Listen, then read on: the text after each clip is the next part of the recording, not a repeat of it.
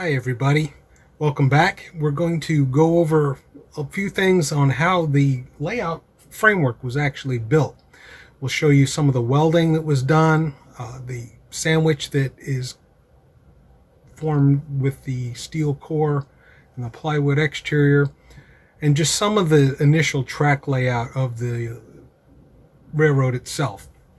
So follow along with us and hope you enjoy the ride. Thanks. In this video, we're going to look at how we built this folding layout, the framework, basically the bones of the layout itself. We're going to look at the welded steel core, the control panel, but before that even really kind of just take a quick overview of how we designed this in electronic space. Use the Atlas RTS system, which is the company software based on Atlas track sections to lay out the layout based on the track we had. It's kind of neat because it allows you to put buildings, structures, tunnels, whatever, and get a 3D visualization that includes textures before you actually start laying track down.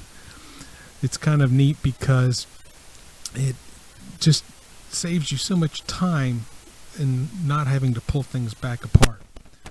Here again, I used AliCAD for a 3D wireframe model. It allows you to proof ranges of motion, to design parts, and do everything in a 3D virtual space before you actually get into building. It allows you to do cut sheets for fabricating parts.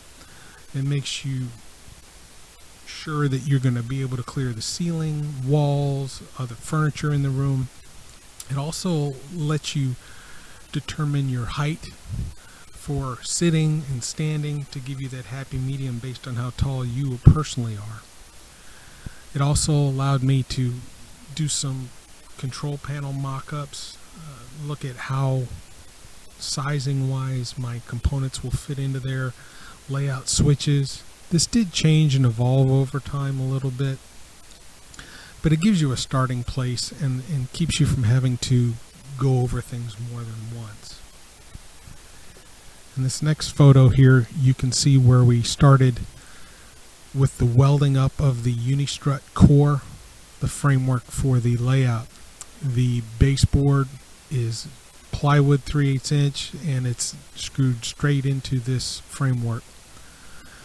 The bottom side hinge is open. It allows you to get to the wiring mechanism. Here you can see it lag bolted right into the wall studs, so it's securely mounted on the wall, allowing it to hold the weight safely. The legs are now mounted, and again you can see it on the wall with as the photographs, the posters that were on the wall prior to this being put up there, they're still there. We have kind of a neat little photo backdrop of an engine that in a local railroad that I took. But here you can see the modified garage door mechanism that locks it into place in the up position. It also gives you nice access to the wiring installation and the guts of the layout underneath. Everything is loomed up, color coded, labeled. A little label maker from Nito really makes a big difference in this. Here you have the control panel. It's just simply hinged with some lap hinges. It's lightweight, it's simple, it's effective.